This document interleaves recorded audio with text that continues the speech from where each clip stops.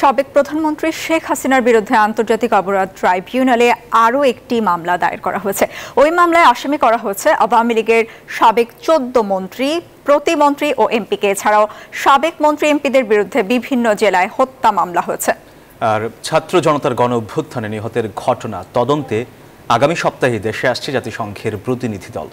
এদিকে দেশের বিভিন্ন জেলায় লুট হওয়া অস্ত্র উদ্ধার করে প্রশাসনের কাছে হস্তান্তর করেছে সেনাবাহিনী।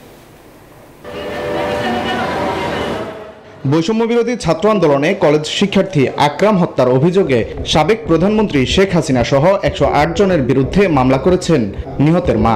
মামলায় আসামি করা হয়েছে সাবেক 2 মন্ত্রী ওবায়দুল কাদের ও আসাদুজ্জামান খান কামালকেও। এই মামলায় অজ্ঞাতনামা আসামির সংখ্যা 100 থেকে 150 জন।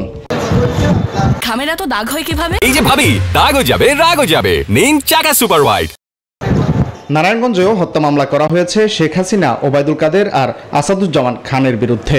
নিহত মাছ ব্যবসায়ী মিলনের স্ত্রীর দায়ের করা এই মামলায় আসামি করা হয়েছে সাবেক এমপি শামীম ওসমানকেও। এর আগে ঢাকার লালবাগ, সূত্রাপুর ও রংপুরেও শেখ হাসিনা সহ কয়েকজনের বিরুদ্ধে আরও বেশ কয়েকটি হত্যা মামলা দায়ের করা হয়েছে। এদিকে স্বরাষ্ট্র উপদেষ্টা জানিয়েছেন, আন্দোলনে নিহতের ঘটনা তদন্তে আগামী সপ্তাহেই দেশে আসছে জাতিসংঘের প্রতিনিধি দল। আমরাও চাচ্ছি, আপনারাও চাচ্ছেন যে ওই ইস্যু থেকে যে একটা ফ্যাক্ট ফাইন্ডিং মেশিন আসার মতো আসার কথা, যে জাতিসংঘ থেকে ওটা এরা হয়তো পাঠাবে, এবং ওইটা পাঠানোর সময় আমাদের থেকে তারা কি ধরনের হেল্প পাবে বা তারা আমাদের কি ধরনের হেল্প করবে, এই তিনটা ব্যাপারে আলাপ হয়েছে।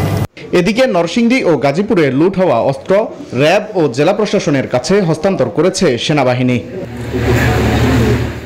ওয়ালিদ সাকিব, নিউজ 24, ঢাকা।